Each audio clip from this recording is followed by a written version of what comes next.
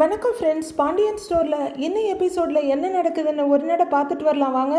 ராஜி அவங்க அப்பாவை பார்க்க போகலாமான்னு கேட்க, ஏய் மாமா ஏதாவது சொல்லுவாருடின்னு கோமதி சொல்கிறாங்க.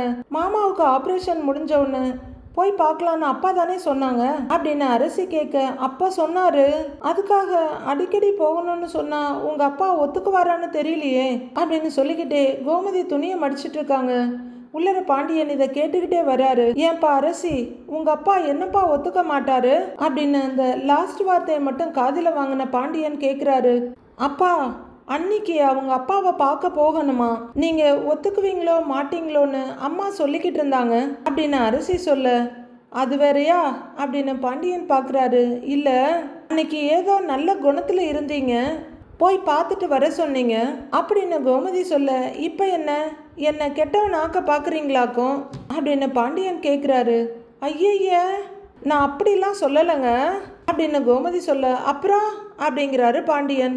இல்லை, ராஜி அங்கே போனால் சின்னன்னு சும்மா இருப்பாரா என்ன, ஏதாவது ஒரு பிரச்சனை பண்ணிட்டாருன்னா அதெல்லாம் நீங்கள் யோசிப்பீங்கல்ல அப்படின்னு எப்படியோ அதையும் இதையும் இழுத்து சம்மந்தப்படுத்தி கோமதி ஒரு காரணம் கண்டுபிடிச்சு சொல்றாங்க. ராஜிக்கு தான் முகம் வாடி போயிடுது.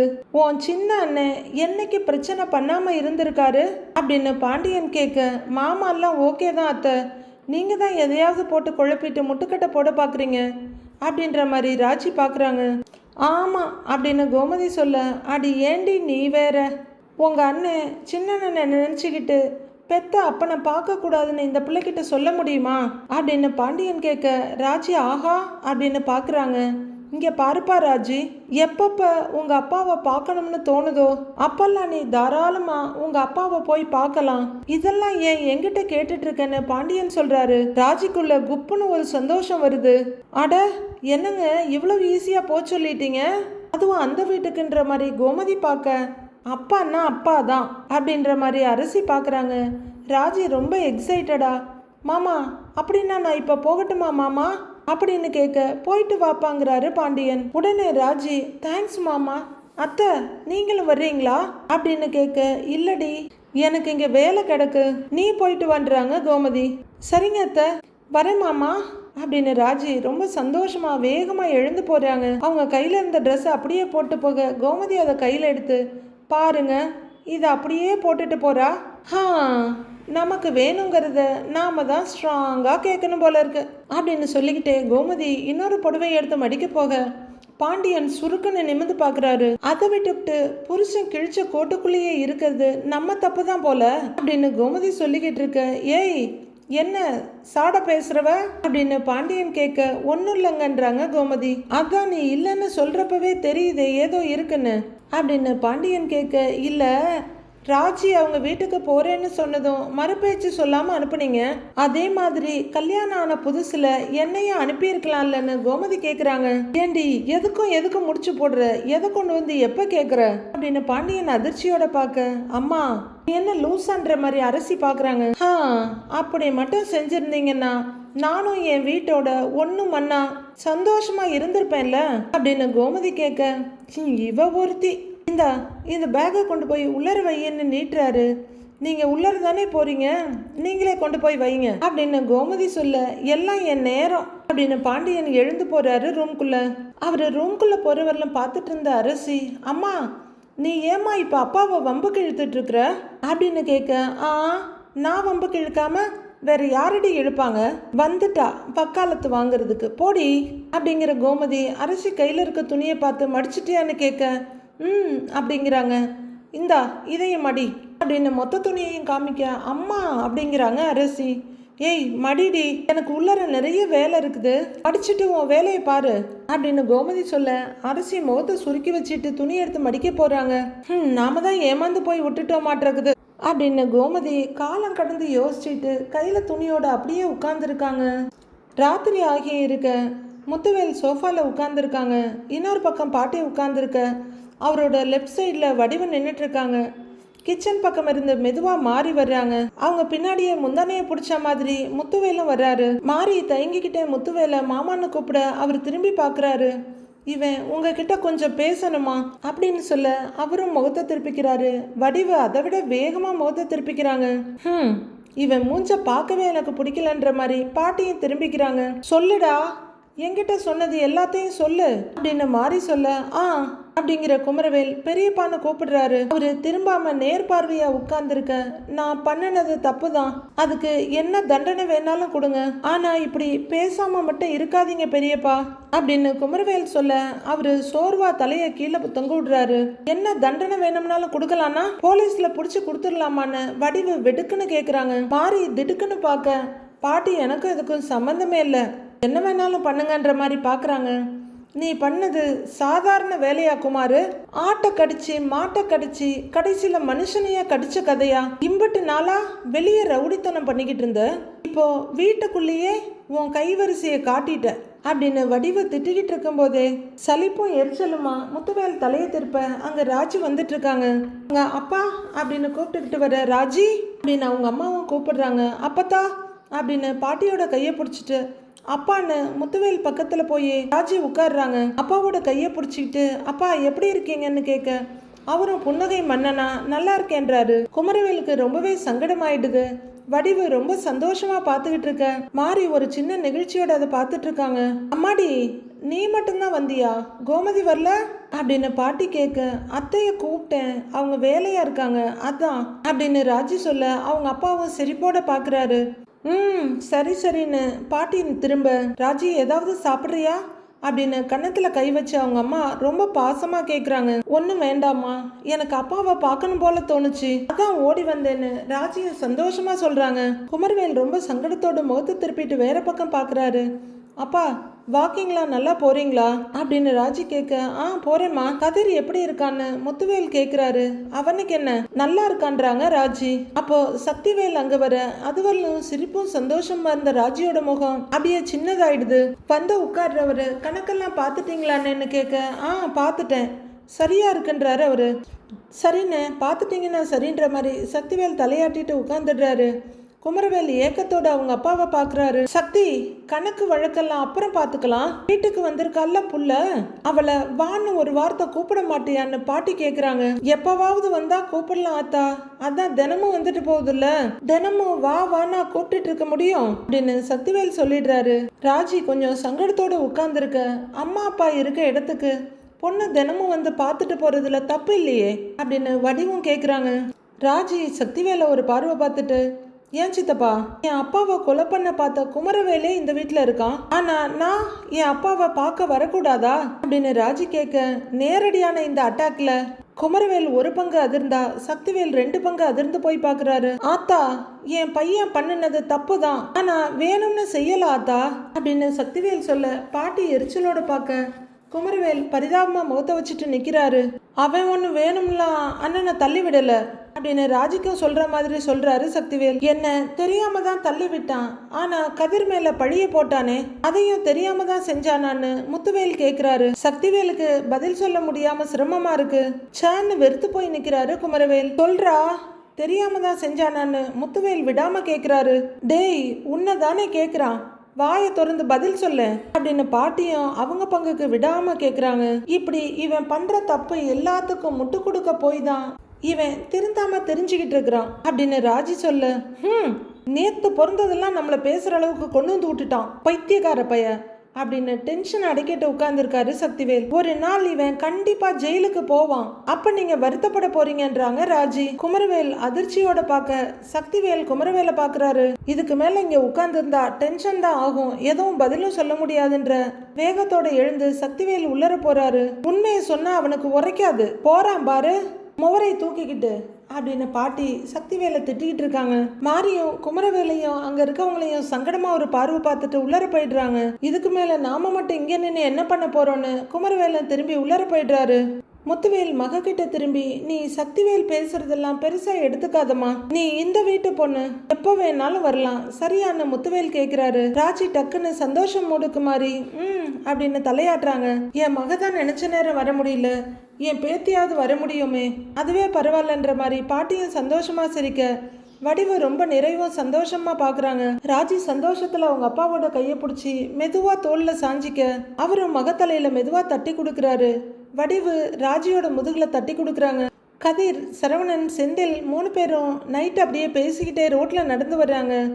ஆனால் நல்ல பரோட்டா இல்லடா அப்படின்னு செந்தில் கேட்க, ஆமாண்ணே நல்ல பூ மாதிரி இருந்துச்சு, சால்னாவும் அல்டிமேட்டு அப்படின்னு கதிர் சொல்கிறாரு. ஏன்பா நாங்கெல்லாம் பரோட்டாவே சாப்பிடக்கூடாதுன்னு பாஞ்சு பாஞ்சு முடிவெடுத்திருக்கப்ப நீங்கள் இப்படி டெம்ப் பண்ண எப்படி? சரவணன் அமைதியாகவே வர, ஏண்ணே உனக்கு பரோட்டா பிடிக்கலையான்னு செந்தில் கேட்குறாரு. ஆ நல்லா இருந்துச்சுடா அப்படிங்கிறாரு சரவணன். அண்ணே வெளியே சாப்பிட்றத அன்னிக்கிட்ட சொன்னியாண்ணே நீ அப்படின்னு கதிர் கேட்க, இல்லடா அதெல்லாம் ஒன்றும் சொல்லலைங்கிறாரு அவரு. வீட்டுக்கு போனா திட்டமாட்டாங்களான்னு கதிர் கேட்க, அதெல்லாம் நான் சமாளிச்சிருவேண்டா அப்படின்னு செந்தில் பெருமையா சொல்ல, அப்படின்னு கதிர் பாக்குறாரு. ஏண்டா மாமாவையும் கூப்பிட்டுருந்துருக்கலாமோன்னு செந்தில் கேட்க, அவரு தான் அத்தை பிரெக்னென்ட் ஆனதுல இருந்து நம்மளெல்லாம் பார்க்க வர்றதே இல்லையேங்கிறாரு கதிர். ஆனா அந்த மனுஷன் நல்லா மாறிட்டாருடா அப்படின்னு செந்தில் சொல்லிட்டு வர, கதிர ஆமான்னு தலையாட்டிட்டு வர, சரவணன் இது எதுலையுமே சம்மந்தமில்லாத மாதிரி நடந்து வந்துட்டு இருக்காரு. என்னண்ணே நீ மட்டும் என்ன சைலண்டாவே இருக்கிற? சாப்பிட்ற இடத்துலையும் ரொம்ப அமைதியாவே இருந்த அப்படின்னு செந்தில் கேட்க, சரவணன் திருவாய் திறந்து ஒன்றும் இல்லடாங்கிறாரு. இல்லை என்னமோ இருக்கு சொல்லுண்ணே அப்படின்னு செந்தில் கேட்க, நான் இன்னைக்கு மீனாவை பார்த்தேன்டாங்கிறாரு சரவணன். சரி அப்படின்னு செந்தில் அடுத்தது சொல்லுன்ற மாதிரி பார்க்க, பேங்க்குக்கு போய்கிட்டு இருந்தது அப்பதான் பார்த்தேன், நான் மீனா கிட்ட கொஞ்சம் கோவமா பேசிட்டேன்டா செந்தில் அப்படின்னு சரவணன் சொல்ல, ஏன்னே அப்படின்னு கதிர் கேட்குறாரு. இல்லை மயில ஹாஸ்பிட்டலுக்கு செக்கப்புக்கு போனாலாம், அம்மாவும் கூட போயிருக்காங்க, அது எனக்கு சுத்தமாக பிடிக்கலைங்கிறாரு சரவணன். அதுக்கு என்ன மீனா கிட்ட கோவமாக பேசுன அப்படின்னு செந்தில் கேட்க, மீனா சொல்லிதான் மயில் ஹாஸ்பிட்டலுக்கு போகிறதே அம்மாவுக்கு தெரியும்டா. அது மட்டும் இல்லை, மயில் விஷயம் எல்லாமே மீனா மூலமாக தான் நம்ம வீட்டில் இருக்கவங்களுக்கு தெரிய வந்துட்டுருக்கு. அதுதான் நான் மீனா கிட்ட கொஞ்சம் கோபமாக பேசிட்டேன்றாரு சரவணன். ஆனால் அதை இப்போ யோசிச்சு பார்க்கும்போது மனசுக்கு ஏதோ கொஞ்சம் உறுத்தலாக இருக்குன்றாரு அவரு. சாரிடா செந்தில் அப்படின்னு சரவணன் செந்திலோட தோள்பட்டையில் கையை வச்சு சொல்ல, அண்ணே என்கிட்ட எதுக்குண்ணே சாரியெல்லாம் சொல்லிட்டு இருக்கிற? அட நீ வேறங்கிறாரு அவரு. இல்லடா என்னதான் இருந்தாலும் நான் மீனா கிட்ட அப்படி பேசி இருக்கக்கூடாதுல்ல அப்படின்னு சரவணன் சொல்ல, நானுமே மீனா கிட்ட அன்னிக்கிட்ட ஏன் பேசுறேன்னு கேட்பேன், பேசவே கூடாதுன்னு சொல்லுவேன். ஆனாலுமே அவ பேசிக்கிட்டே தான் இருப்பா. ப்ரெக்னெண்ட்டாக இருக்காக, அவங்களுக்குன்னு சப்போர்ட்டுக்கு யாருமே இல்லை, அவங்கள தனியாக விட முடியாதுன்னு பேசுவா. அவள் அப்படிதான். அடுத்தவங்க அவளுக்கு என்ன கெடுதல் செய்கிறாங்கன்னு அதை பற்றியெல்லாம் அவள் யோசிக்கவே மாட்டா. அவளால் எல்லாருக்குமே நல்லதை பற்றி மட்டும்தான் யோசிக்க முடியும் அப்படின்னு செந்தில் ஒரு பெருமையும் சலிப்புமா சொல்கிறாரு. நீ சொல்கிறது எனக்கு புரியுதுடா செந்தில் அப்படின்னு சரவணன் சொல்ல, உன்னையும் அவங்களையும் சேர்த்து வைக்கணும்னோ இல்லை உன்னை கஷ்டப்படுத்தணும்னோ அவ கண்டிப்பாக அப்படி செஞ்சிருக்க மாட்டான்னு அது எனக்கு உறுதியாக தெரியுங்கிறாரு செந்தில். நீ தயவு செஞ்சு அவளை தப்பாக நினச்சிடாதன்னு செந்தில் சொல்ல, சேச்சா தப்பாலாம் நினைக்கலடா, நான் பேசினது எதையாவது மீனா தப்பா எடுத்துக்காம இருந்தாலே போதுன்றாரு சரவணன். அதெல்லாம் அவ கண்டிப்பா எடுத்துக்கவே மாட்டானே, விடுனே அப்படின்னு செந்தில் சொல்ல, 3 பேரும் கொஞ்ச தூரம் அமைதியா நடக்கிறாங்க. அண்ணே நான் இப்படியே வீட்டுக்கு இங்கிருந்து கிளம்பிடட்டுமான்னு செந்தில் கேட்கிறாரு. அப்படியா, சரிடா பார்த்து போங்கிறாரு சரவணன். அப்படின்னு தலையாட்டுற செந்தில், நீங்க எதுவும் வர்றீங்களான்னு கதிரையும் சரவணனையும் பார்த்து கேட்கிறாரு. ஆஹா இல்லைண்ணே பரவாயில்ல நீ போயிட்டு வான்றாரு கதிர். சரி பார்த்து போயிட்டு வாங்க, நான் வரேன் அப்படின்னு செந்தில் சொல்ல, சரி பை பைன்னு 2 பேரும் பை காமிக்கிறாங்க. செந்தில் அப்படியே அந்த ரோட்டில் திரும்பி போகிறாரு. சரவணன் அப்படியே நின்றுட்டு இருக்க, அண்ணே வாண்ணே அப்படின்னு அவரை கூட்டிகிட்டு கிளம்புறாரு கதிர். 2 பேரும் கொஞ்ச தூரம் அமைதியாக நடக்கிறாங்க. ஒருத்தர் பார்த்துக்கிட்டு இருக்க கதிரையும் ஆரம்பிக்கிறாரு. அண்ணே நீ எப்படின்னு இருக்க, நல்லா இருக்கியான்னு கதிர் கேட்குறாரு. என்னடா திடீர்னு இப்படி கேட்குறேங்கிறாரு சரவணன். இல்லை சொல்லுனேன்னு கதிர் கேட்க, என்னை பார்க்கும்போது உனக்கு எப்படி தெரியுதுன்னு சரவணன் கேட்குறாரு. நல்லா இல்லாத மாதிரி தான் தெரியுது அப்படின்னு கதிர் சொல்ல, கொஞ்சம் திகைச்சு போனாலும், நான் நல்லா இல்லதாண்டா கதிர், நான் என்ன பண்ணுறேன் என்ன யோசிக்கிறேன்னு எனக்கே புரிய மாட்டேங்குதுடா. வீட்டில் இருக்கிறதுக்கும் பிடிக்கல, கடைக்கு போகிறதுக்கும் பிடிக்கல, எதுவுமே எனக்கு செய்ய பிடிக்கல. வீட்டை யோசிச்சு அப்பா அம்மாவை யோசிச்சு என்னென்னமோ பண்ணிக்கிட்டு இருக்கேன்டா. நான் நல்லா இருக்கேன்னு காமிக்கணும்னு நினச்சி ரொம்ப மோசமாக ஏதாவது பண்ணிடுறேன். அம்மா கிட்ட சண்டை போடுறேன், அப்பா கிட்ட கத்துறேன், இப்போ பாரு மீனா கிட்ட கோவிச்சுக்கிட்டேன்.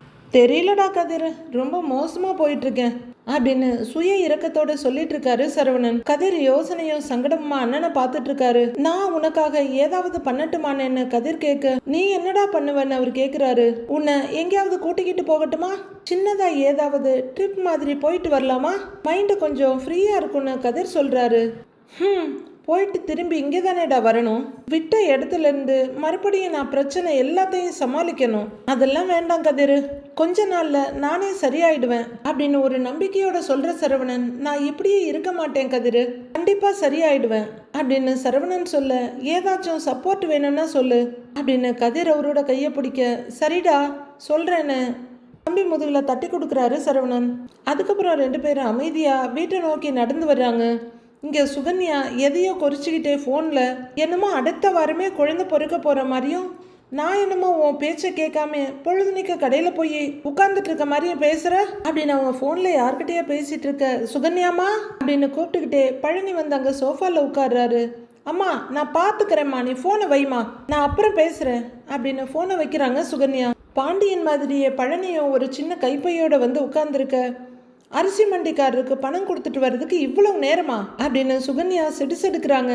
பழனி ஒரு சிரிப்பு சிரிச்சுட்டு, போனா அவர் எங்கம்மா விடுறாரு, மணிக்கணக்கா உட்கார வச்சு பேசிக்கிட்டே இருக்காரு, அவர்கிட்ட இருந்து தப்பிச்சு வந்திருக்கிறேன். அம்மா நீ என்ன இந்நேரத்துக்கு ஆப்பிள் சாப்பிட்டுட்டு இருக்கிற, நீ நைட்டு சாப்பிடலையா அப்படின்னு பழனி கேட்குறாரு.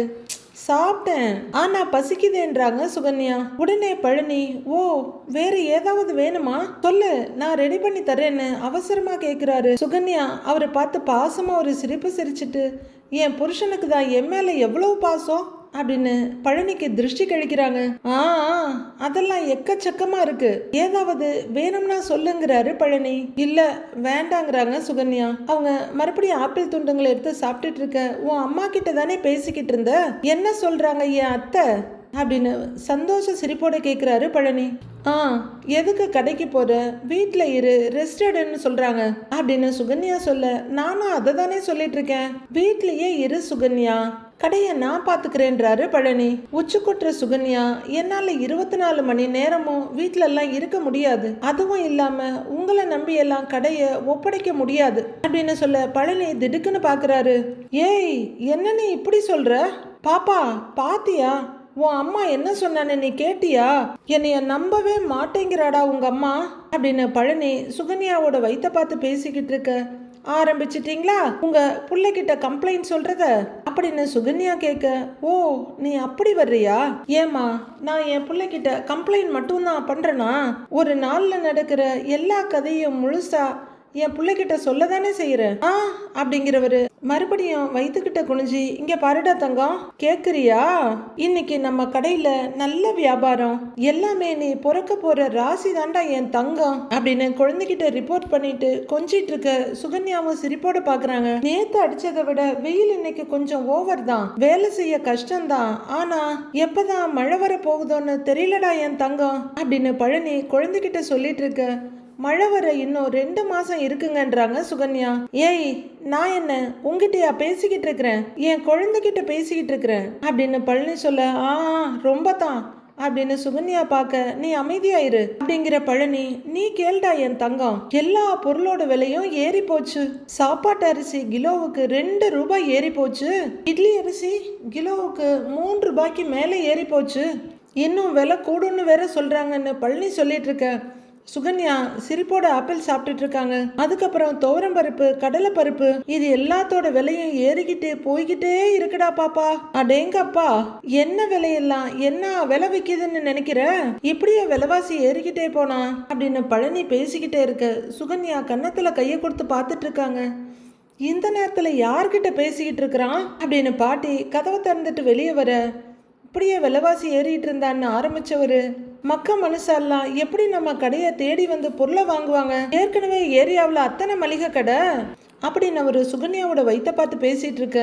இத பாக்குற பாட்டி சிரி சிரின்னு சிரிக்கிறாங்க சத்தமே வராம. இப்படி இருக்க நாம எப்பதான் முன்னேறது? நீயே சொல்லுடா தங்கம். இத பாரு, நாங்க உன்னோட அப்பா அம்மா சின்னதா ஒரு மளிகை கடை வச்சிருக்கோம். குட்டியா தான் இருக்கும். நீ வளர்ந்து பெரிய மளிகை கடையா வைக்கணும், சரியா? பெருசா அப்படின்னு கைய முடிஞ்ச அளவுக்கு விரிச்சு காட்டுறாரு. அப்புறம் அவரே நிறுத்திட்டு ஆஹா கடை வேண்டாம், சூப்பர் மார்க்கெட், சூப்பரா ஒரு சூப்பர் மார்க்கெட் அப்படிங்கிறவருக்கு அதுலயும் திருப்தி வராம, ஆஹா இல்ல பாப்பா அதுவும் வேண்டாம். நீ என்ன பண்ணணும்? வேலைக்கு போகணும். வேலைக்கு, நல்ல பெரிய வேலைக்கா போகணும்.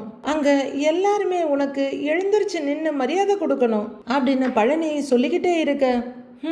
பேசுடா, பேசு பேசு. பொறுக்காத குழந்தை பெரிய ஆள் ஆகுற வரைக்கும் இவன் கணக்கு போட்டு வச்சிருக்கான்.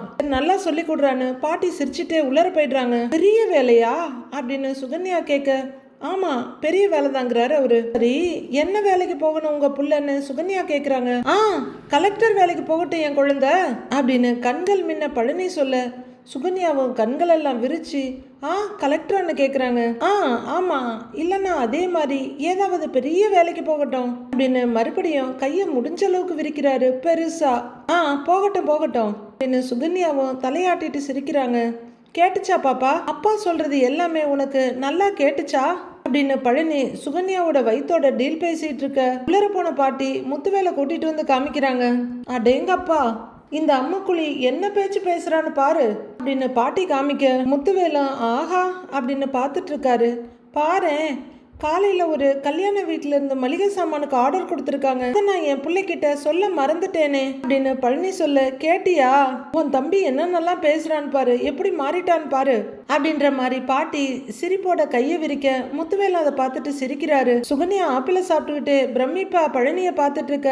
அவரும் வாய் மூடாம ஊர்கதை, உலக கதை, நாட்டு நடப்பு, வீட்டு நடப்புன்னு அத்தனையும் குழந்தைகிட்ட சொல்லிட்டு இருக்காரு. கை மட்டும் அப்பப்ப பெருசு பெருசா விரியுது. குழந்தை பத்தின அவரோட கனவுகளை ரொம்ப பெருசு பெருசா இருக்கும் போல இருக்கு. மீனா அவங்க அபார்ட்மெண்ட்ல உட்கார்ந்து மொபைல் பார்த்துட்டு இருக்க.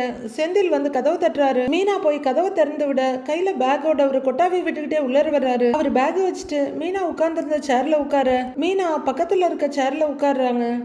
ஆபீஸ்ல இருந்து வீட்டுக்கு வர்றதுக்கு ஏன் இம்புட்டு நேரம்? வேலை ரொம்ப அதிகமா இருக்கான்னு மீனா கேக்குறாங்க. வேலை எல்லாம் இல்ல மீனா, நான் அப்படியே வெளியில போயிட்டேங்கிறாரு செந்தில். எங்க போனீங்க அப்படின்னு மீனா கேட்க, அது அண்ணனும் கதிரும் பார்க்கணும்னு சொன்னாங்களா அப்படின்னு செந்தில் சொல்ல, மீனா கொஞ்சம் சங்கடத்தோட தலையை குனிஞ்சிக்கிறாங்க.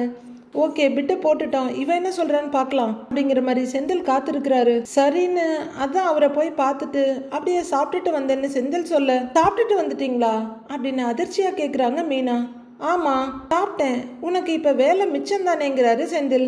மீனா அவரை ஒரு முறைச்சிட்டு, வெளியே போய் சாப்பிட போறேன்னு சொல்லிட்டு போய் சாப்பிட்டுருந்தீங்கன்னா எனக்கு வேலை மிச்சம். நீங்க எதுவுமே சொல்லல, நான் உங்களுக்காக இட்லி அவிச்சு வச்சிருக்கேன் தெரியுமா? ஏங்க இப்படி இருக்கீங்க அப்படின்னு மீனா கோவப்பட, சாரி மீனா, அது பேச்சு சுவாரஸ்யத்துல உங்ககிட்ட சொல்ல மறந்துட்டேன். சரி நீ டென்ஷன் ஆகாத, நாளை காலையில அந்த இட்லிய அப்படியே உப்புமா வாக்கிடலாம் சரியா அப்படின்னு செந்தில் கேக்குறாரு.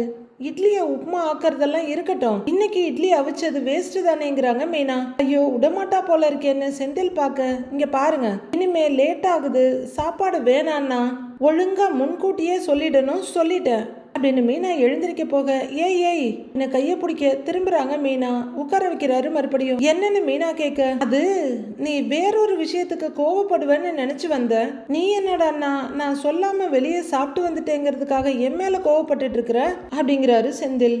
மீனா குழப்பமா பார்த்துட்டு, வேற என்ன விஷயத்துக்கு கோவப்படுவேன்னு நினைச்சீங்க அப்படின்னு மீனா கேட்க, அண்ணனை வெளியே பாத்தியோன்னு கேக்குறாரு செந்தில். ஆமா பேங்க்குக்கு போகும்போது பார்த்தேன் அப்படின்னு மீனா சொல்ல, அவரு பேசி இருப்பாருங்கிறாரு செந்தில். ஏங்க இது என்ன கேள்வி? வீட்டுல இருக்க ஒருத்தர் வழியில பாக்குறாங்க, பேச மாட்டாங்களா அப்படின்னு மீனா கேட்க, எல்லாம் எனக்கு தெரியும் மீனா, அண்ணன் உங்ககிட்ட கோவமா பேசிச்சாம்ல அப்படின்னு செந்தில் சொல்ல, ஓ மாமா உங்ககிட்ட சொன்னாரான்னு மீனா கேக்குறாங்க. ஆமான்னு தலையாற்ற செந்தில், நீயே மீனா என்கிட்ட சொல்லவே இல்லைன்னு கேக்குறாரு. மாமா பேசுனத நான் ஒன்னும் பெருசா எடுத்துக்கலங்க, அப்புறம் எதுக்கு உங்ககிட்ட வந்து சொல்லணும்? அவரோட வாழ்க்கையில நிறைய நடந்திருக்கு, அவருக்கு இருக்கிற டென்ஷன்லாம் எனக்கு இருந்தா நான் என்ன பண்ணியிருப்பேன், என்ன ஆகியிருப்பேன்னு எனக்கே தெரியல. அவரு கோவமாலாம் எதுவும் பேசலைங்க, வருத்தமாக தான் என்கிட்ட பேசினாரு. நான் தான் அவர்கிட்ட கொஞ்சம் கட் அண்ட் ரைட்டா பேசிட்டேன்னு நினைக்கிறேன்றாங்க மீனா. அதை பத்தி மாமா எதுவும் உங்ககிட்ட பேசினாரா அப்படின்னு மீனா கேட்க, அதெல்லாம் ஒன்றும் சொல்லலை அண்ணே, அவரு உங்ககிட்ட வேகமா பேசிட்டேன்னு என்கிட்ட சொல்லி வருத்தப்பட்டுட்டு இருந்தாரு அப்படின்னு செந்தில் சொல்ல, மாமா ஏதோ டென்ஷன்ல பேசிட்டாருங்க, அதை மனசுல வச்சுக்கிற அளவுக்கெல்லாம் ஒன்றும் இல்லைன்னு மீனா பெருந்தன்மையா விட்டுடுறாங்க. சொல்லிட்டு மீனா எழுந்திருக்க போக ஏன்னு பிடிச்சி மறுபடியும் உட்கார வைக்க, என்னங்க அப்படின்னு மீனா கேட்குறாங்க. நீ எப்படி இம்புட்டு நல்லவளா இருக்கிற மீனா அப்படின்னு செந்தில் கேட்க, எம்புட்டு நல்லவளா இருக்கேன் அப்படின்னு சிடுசிடுக்கிறாங்க மீனா. ஓ இடத்துல வேற யாராவது இருந்திருந்தாங்கன்னு வையன், ஓ அண்ணன் என்னெல்லாம் பண்ணாங்கன்னு தெரியுமான்னு சொல்லி இந்நேரம் இந்த பிரச்சனைய பெரிய அதிகமான பிரச்சனை ஆக்கியிருப்பாங்க அப்படிங்கிறாரு செந்தில். பிரச்சனை பண்ற அளவுக்கு எதுவும் நடக்கலையேங்க அப்படின்னு மீனா பார்க்க, பிரச்சனை நடந்துச்சு நடக்கல அது வேற, பிரச்சனை ஆக்கலாம்னு நினைச்சிருந்தா என்ன வேணா பண்ணிருக்கலாம்லன்னு செந்தில் கேட்கிறாரு. நமக்கு அதெல்லாம் தேவையில்லைங்க அப்படின்னு மீனா சொல்ல, அதனாலதான் சொல்றேன் நீ ரொம்ப ரொம்ப நல்லவன்னு அப்படின்னு செந்தில் சொல்ல, ஏங்க அப்படின்ற மாதிரி மீனா பாக்குறாங்க.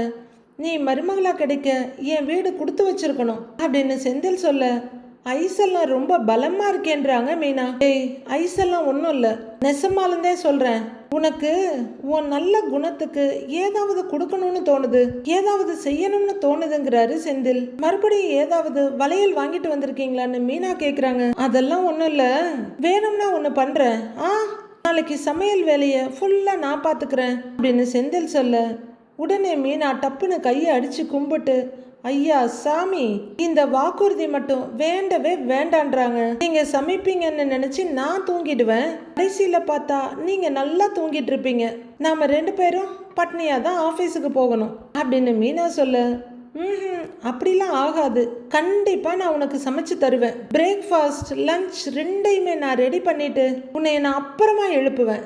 என் செல்ல மீனா, எல்லா நாளும் நீ எனக்காக கஷ்டப்பட்டுட்டு இருக்கிற, நீ நாளைக்கு நிம்மதியா தூங்கு, எல்லா வேலையும் நான் பாத்துக்கிறேன், ஓகே ஓகேவா தங்க மீனா. சரி நான் போய் ஃப்ரெஷ் ஆயிட்டு வந்துடுறேன் சரியா அப்படின்னு செந்தில் கிளம்பி போறாரு. ஐயோ இவர் என்ன இவ்வளோ பெரிய வாக்குறுதி எல்லாம் கொடுக்குறாரு, நம்பலாமா இவரை அப்படின்னு யோசனையா பார்த்துட்டு உட்கார்ந்துருக்காங்க மீனா. இவரோட வாக்குறுதி எல்லாம் காணல் நீரா காணா போயிடுமா, இல்ல கல்ல விட்டுன எழுத்து மாதிரி கண்டிப்பா நடக்குமான்ற கலக்கம் அவங்க கண்ணில் நல்லா தெரியுது. அடுத்து என்ன நடக்க போகுதுன்னு நாளைக்கு பார்க்கலாம் ஃப்ரெண்ட்ஸ்.